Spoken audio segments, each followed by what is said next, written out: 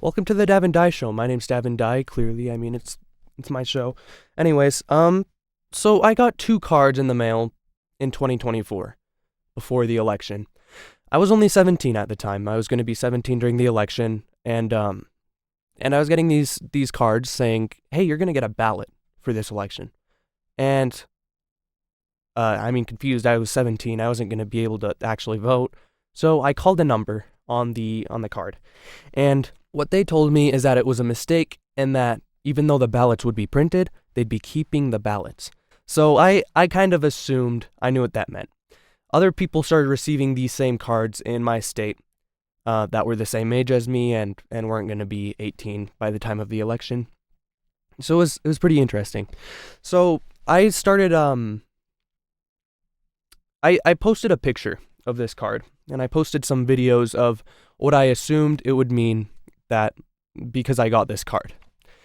And I'd get fact-checked on Meta.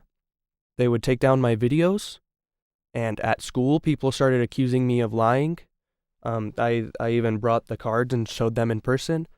People were saying I was undermining an election, and I was fear-mongering, and I had enough. I was telling the truth. I was showing people I got these in the mail. Other people were receiving them in the mail, and I thought I knew what that meant. So I went online, and I gave myself a voice that I thought was being taken away.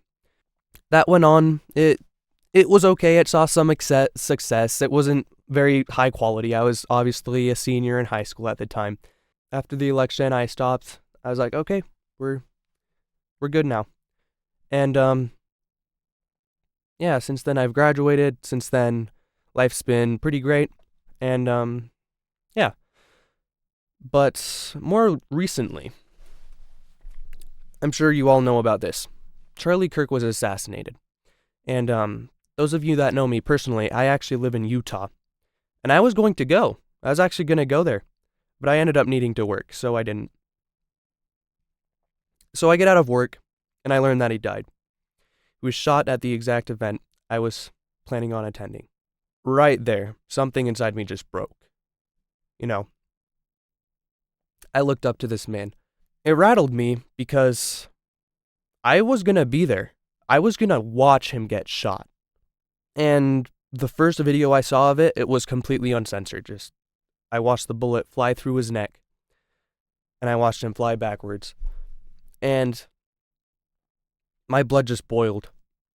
I know that I have a calling from God to stand for truth and right, but people are being killed for it.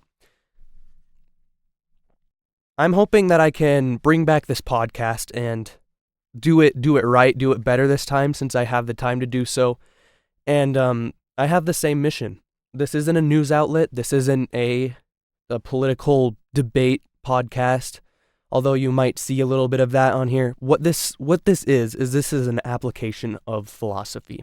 People were calling me a liar when people were using kind of these scripted dialogue things I hear from basically the same comments I would get on social media. Everything felt so constructed already. And I was kind of confused. And in philosophy that year, at the time we were talking about Socrates. We were talking about the sophists, how there was kind of this echo chamber, and basically validation for inappropriate behavior, validation for incorrect thinking, and this validation kind of led to this movement of corruption and kind of pride in that corruption and just calling it normal. I just saw the parallel, just clear as day. They're all saying the same thing. You see multiple Democratic senators, people holding seats. All of them will post almost identical scripts of the same thing as well. And I kind of feel like there's this construct of sophistry happening in this day and age. And what my mission is to kind of use the Socratic idea of very, very basic logic. I want people that are closed up. I want people that are in that echo chamber and don't have an open mind. I want those people to watch this show because I think that when you present basic enough logic, eventually you'll get to a point where these people can't deny it. And then they notice, they learn for themselves. They aren't free thinkers. They're trapped in an echo chamber. I want these people to be able to think for themselves. I want them to be able to read topics. I want them to read articles and discern what's true and what's not true. I want them to have the tools to be able to do that.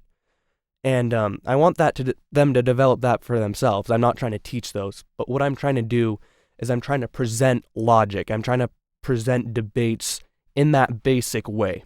We as Americans are supposed to talk about things.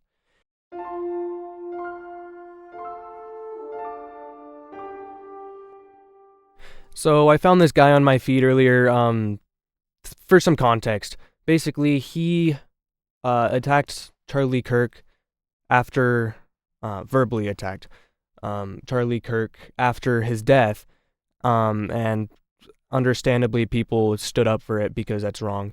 And he made this rebuttal video to that, and we're going to go ahead and watch that. I actually invited this gentleman onto my podcast, but as of the filming of this episode, he has not reached out yet, so we're just going to do it this way.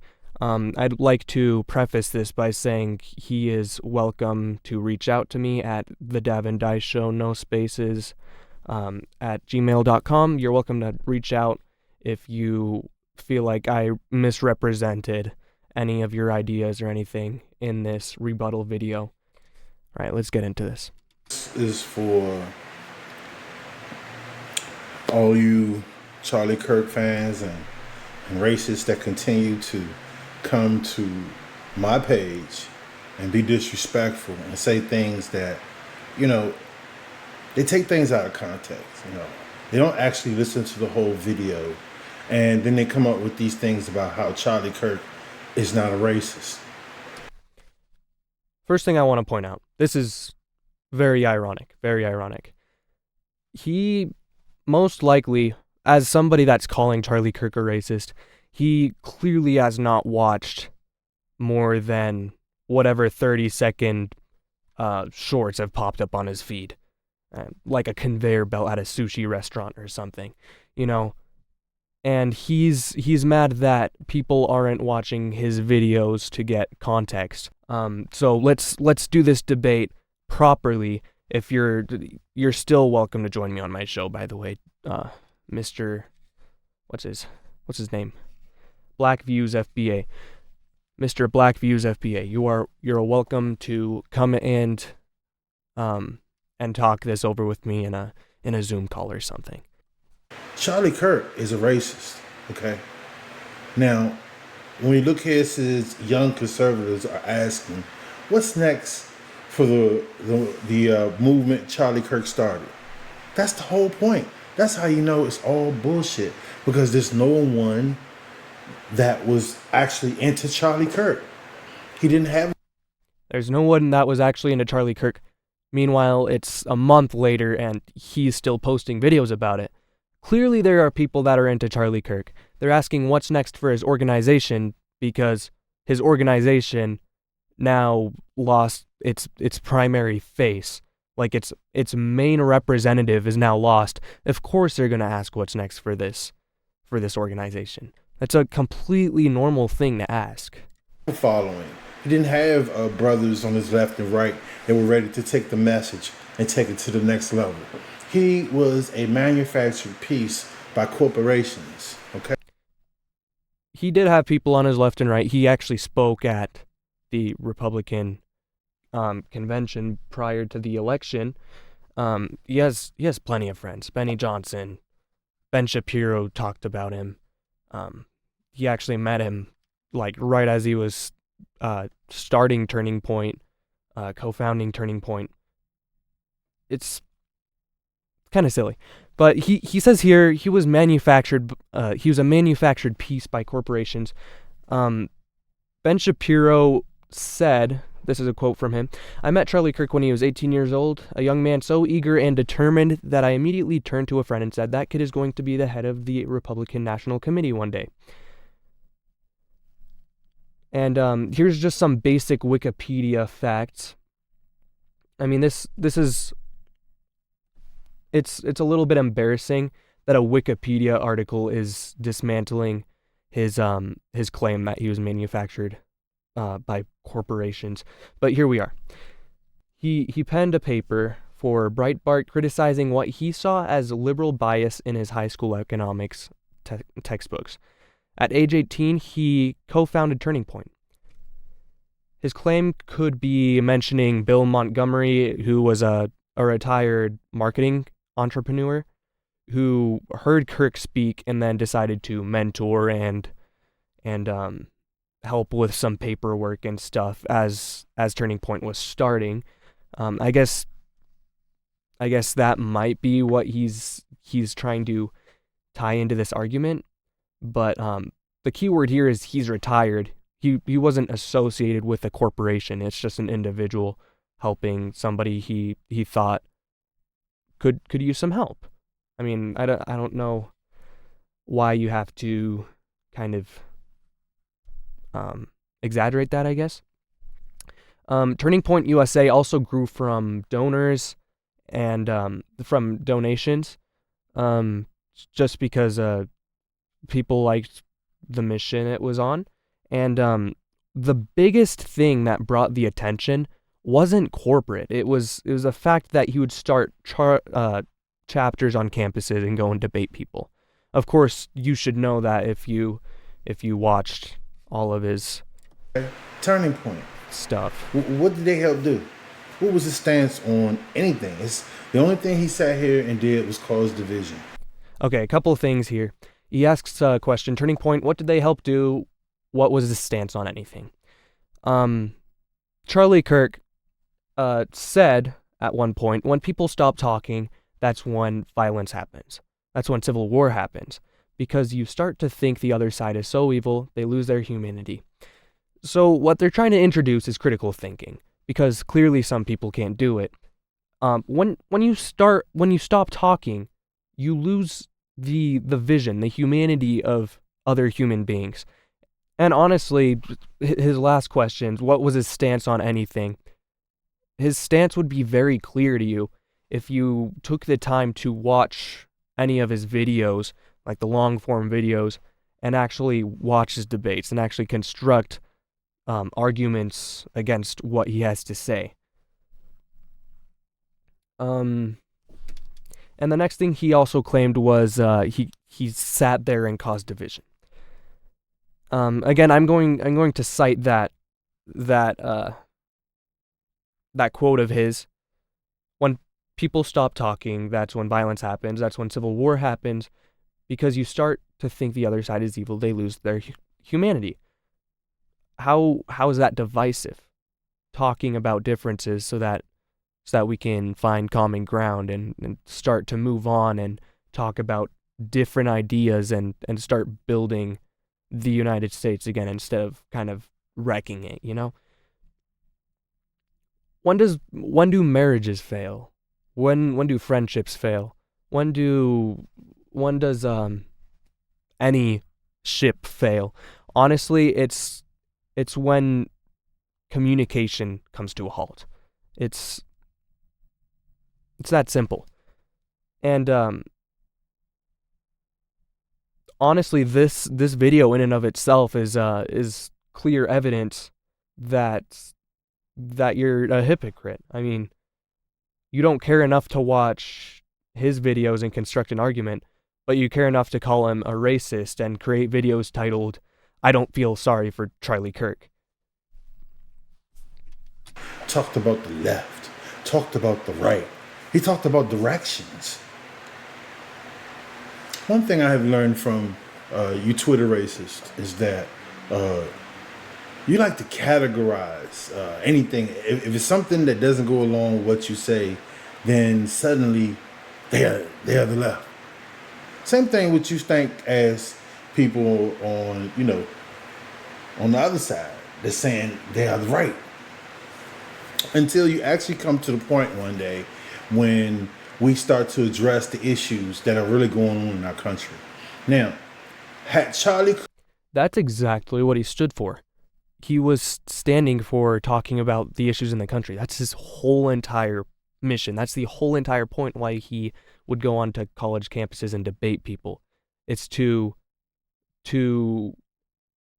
kind of allow for that stuff to happen, you know? Kirk wasted his, I'm sorry, not waste his time, but had Charlie Kirk took his time and talked about issues that were really pressing in America, such as jobs, families, homes, and what we could do to better these situations. All he sat there is they talked about black people. And if you watch his videos, you'd know that that's absolutely not true. He talked about jobless people all the time. He talked about poverty all the time. He talked about other people other than black people, as he's getting into right here. gangs. He claims all he did is sit there and talk about black people in gangs. Again, if you watch his videos instead of the ones that kind of like slide to you on a conveyor belt, you know that's not all he talked about. Those were kind of the most controversial things. Those were the things that tend to blow up the most because they're controversial. That's just how that works. And I believe black people are good people. All conservatives believe black people are good people. What we're concerned about is the insanely disproportionate crime and the correlation that has with broken homes. And I'll kind of rant on a little bit about this later, but you know the only reason the Republican Party even exists is because Abraham Lincoln wanted to stop slavery. The only reason this side of the political spectrum even exists nowadays is because slavery existed and we wanted to stop it. You know, that is such a small percentage. All black people are not in gangs. In fact, 90% to 95% of the people that live in the hood are not criminals. They pay rent every month. They go to work every day. And so it's insulting to get on Twitter and you hear these these clowns and these tethers. It's almost like the tethers are they're trying to really get up under the Charlie Kirkisms but nuts. You understand what I'm saying?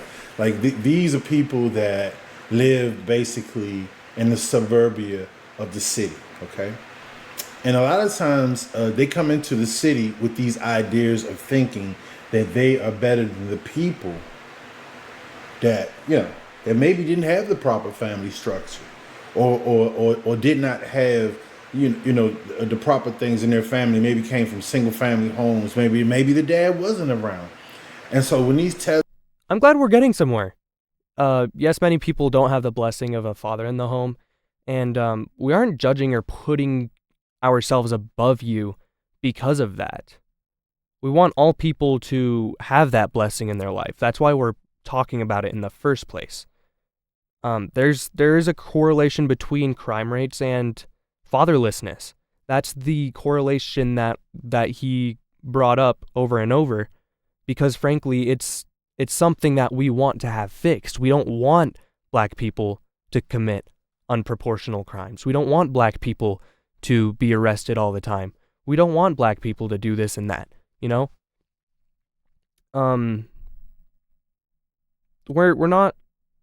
trying to draw attention so that we could address it. And how can we draw attention to that without being called racist? How can we point out that correlation and fix the problem if the second we point out a correlation, we're just labeled as racists or Twitter racists or and coons, I'm sorry. When they come around, they immediately think that they are better than those people, and they're not. Because if you really go into the Bible, it doesn't speak. Nope, I believe every single person on earth has the exact same value, no matter their decisions, no matter their they're standing, but in the end, if there's a problem, there's a problem. And we want to fix a problem. We don't think we're better than you by fixing a problem. It's like your car breaks down on the side of the road, somebody pulls over and offers to help you, and then you're just mad that they're offering to help you because they have a car that's working. So how dare they try to help you? It doesn't make sense. Of anybody that was rich, that rose to prominence. It was always about the ones that learned because they had suffered. They learned because they had suffered, and so they already experienced what's not good. They already experienced so they actually want to make a change. And there are people that are coming out of these neighborhoods that become professionals in the world and move out in certain areas. Now, we applaud those people. That's exactly what America's about. That's exactly what we want for everybody. That's what Charlie Kirk would applaud about everybody. And there was a point in time, and he's getting into the suffering. Black people suffered terrible things, including slavery and after slavery as well.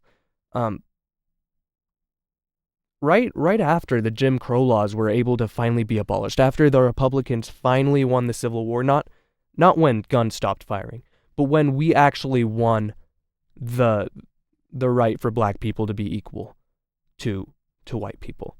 When that happened, there was a boom in African American families' prosperity. There was a boom. And then recently, in the last few decades, it's been very quickly declining.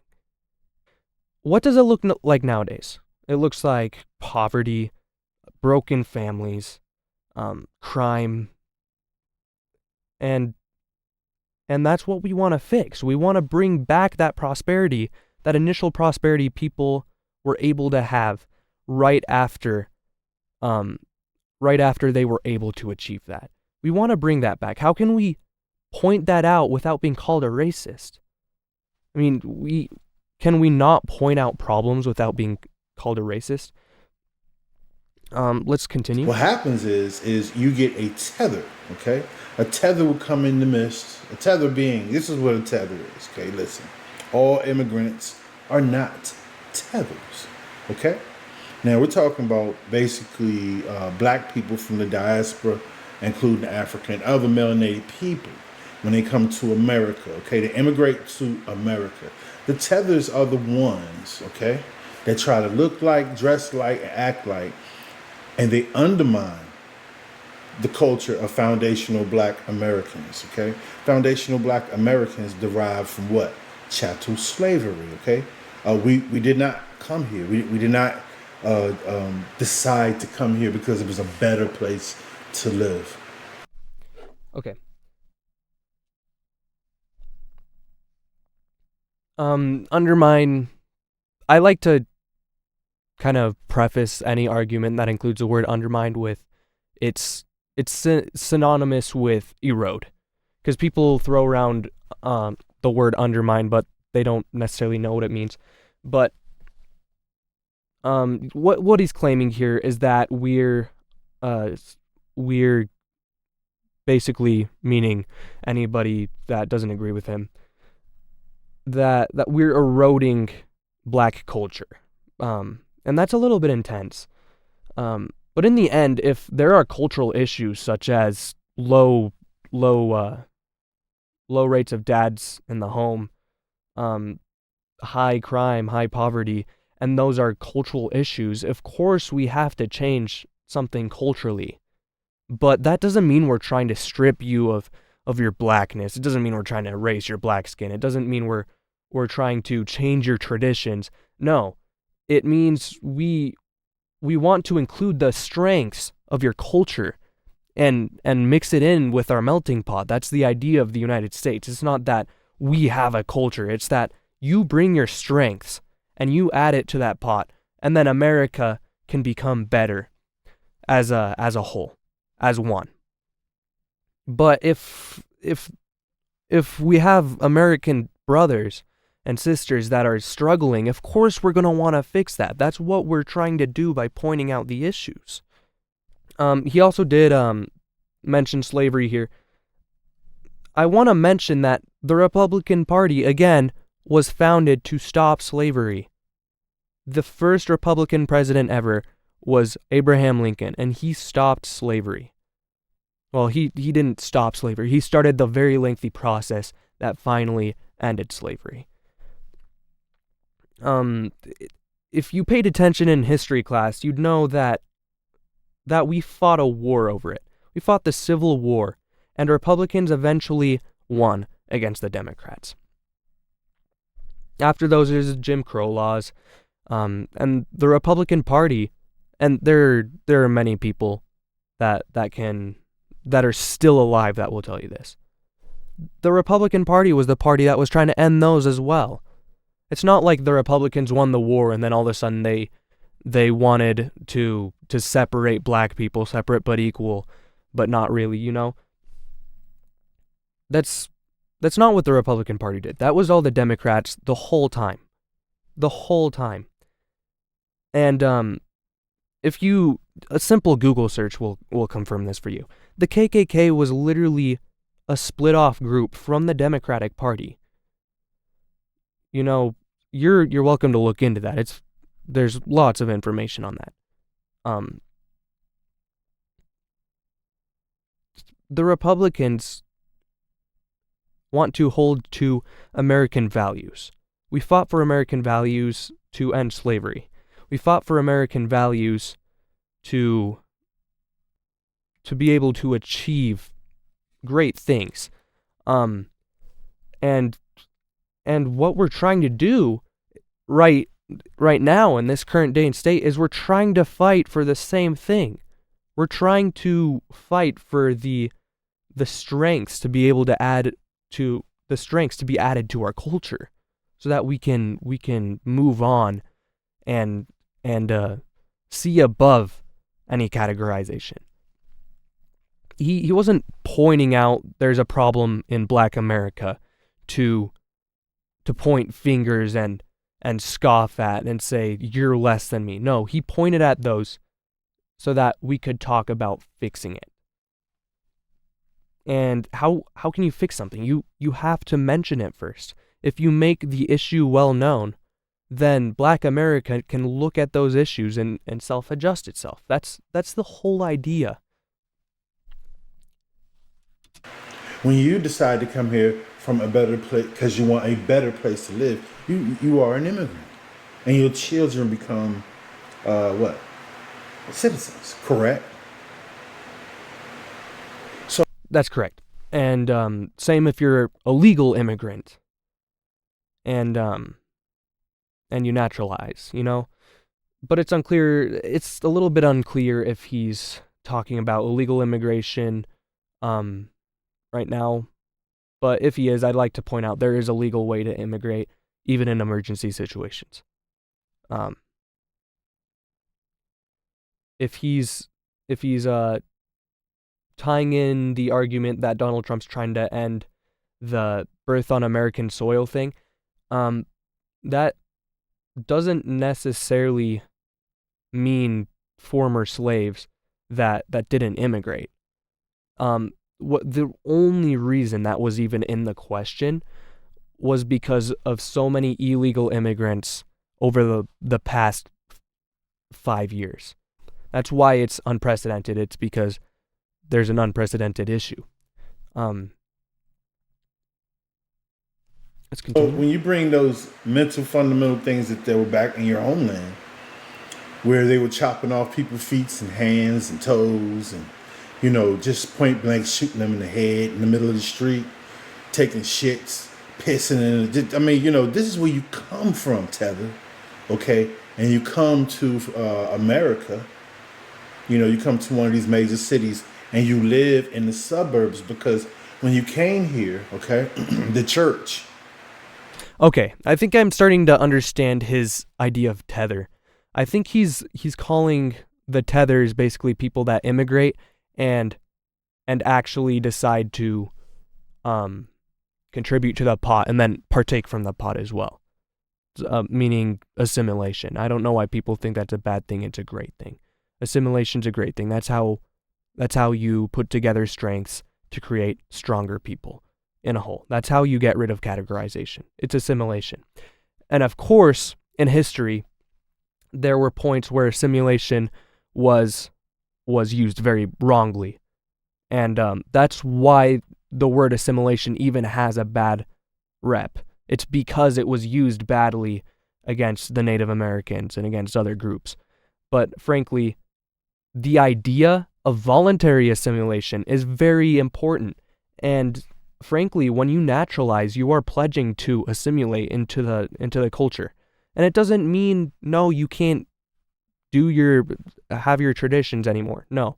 It means that you let go of the things that conflict. Anyways, I'm not going to go through all this video because I'm sure you guys see the idea here. I'd love to talk with you. If you want to reach out, again, my email's the Dav and Die Show, no spaces, no periods, no nothing, just the Dav and Die Show, all one word, @gmail.com. And I'd love for us to have a discussion. Anyways, let's move on to the next segment of the show. The United States of America is facing a moral crisis that I like to call the moral war of the 2020s. What began as politics has evolved into character assassination and now into real violence. Political disagreement has always been a part of our democracy, but today, the fight is no longer about ideas. It's about destroying the people who hold them. Oxford defines politics as the activities associated with the governance of a country, especially the debate or conflict among individuals or parties having or hoping to achieve power. Debate is the lifeblood of politics. Without it, we can't discern who stands for what or which ideas best serve the nation. I mean, the ability to challenge and weigh ideas is what made America so great to begin with. In recent years, politics turned personal. Politicians and individuals now attack people rather than their proposals, and you guys have probably seen this for years at this point. But it's kind of escalated since then, so to speak. As political scientist Taegyun Kim observed, partisan elites' violent rhetoric can fearmonger and encourage their followers to support political violence as a defensive measure. And this partisan elite thing doesn't just apply to politicians. This applies to basically anyone who can be seen as opposition. That fear-mongering has consequences, though. For example, after years of framing Donald Trump as a danger to our democracy, he was shot millimeters from being killed. And the response online was chilling. People saying things like, "We don't miss those," or "You had your chance and you blew it." And these, of course, are referring to the shooter. And it's just disgusting to see humans thinking about other human beings this way. They're attacking the human, no longer what they stand for. Rhetoric has followed figures like Charlie Kirk, founder of Turning Point USA, whose mission was to bring back open debate, the essence of politics. Kirk gave microphones to anyone willing to challenge him, debating ideas with reason and civility. Some left convinced, others angry, but instead of rebuttals, he was met with insults and labels like fascist, or spreader of hate, or a bigot, or anything and everything that people could come up with. Nazi.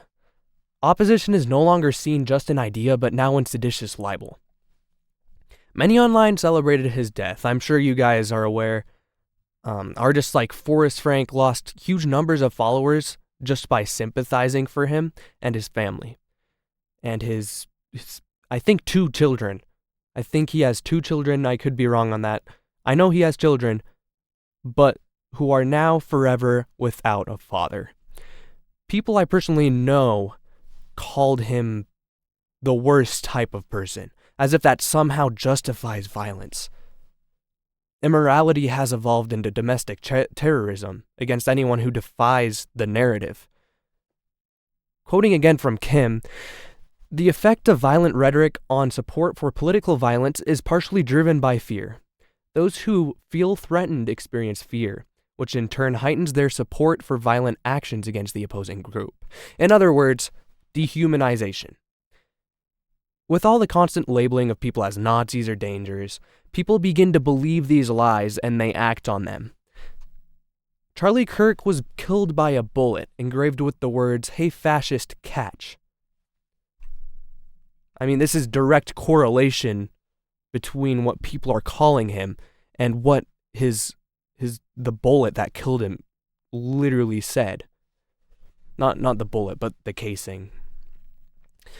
The United States is no longer in a political struggle. It's in a moral war. What began as partisan debate has descended into fear-fueled violence. It's driven by rhetoric that dehumanizes opponents and erodes the conscience of humanity itself. This isn't speculation. A Reuters Ipsos poll recently found that 70% of Democrats believe the way Americans talk encourages violence after Kirk's assassination. Even his political opponents recognize that speech is fueling hostility, and it shows how deep this moral collapse runs. People on both sides even mourned Charlie Kirk, not because they agreed with him, but because they recognized he's a human being with worth. That in and of itself proves that this conflict isn't political. This isn't just, oh, Democrats are glad that there's another opponent out of the way. No, this is this is a moral issue at this point. There are immoral people who are just doing immoral things, celebrating the death of another human being. As if he did some sort of atrocity. They call him a Nazi, they call him Hitler sympathizer. Has he killed anyone before? No, he simply held opinion and held debates. That was all he ever did. That's all his company or his institution, whatever you want to call it, that's all they stand for. Kim also said there is no evidence of partisans engaging in counteracting behavior against such rhetoric, posing a significant challenge to the future of American democracy. What we face is not left versus right, but it's a war of morality versus immorality. Religious prophecies have existed as long as humanity itself has, but all of that aside, one side will ultimately prevail. We are a nation caught in the crossfire of this moral war, one that will define the character of our future. This moral war can escalate into civil war, the end of the U.S., a reign of terror, which I would argue is already happening. I mean, people are afraid for their lives just for holding an idea. Or morality can win and begin to dictate this great nation again. But the way that we're headed is not that. The way that we're headed is very concerning. We're looking at just basically a forest, like beasts, animals. That's what we're headed towards. We're headed towards, oh, we're going to kill that guy because we don't like him. And we're going to be okay with him dying because we don't like him. That's what we're facing right now. So that is my theory on the moral war of the 2020s.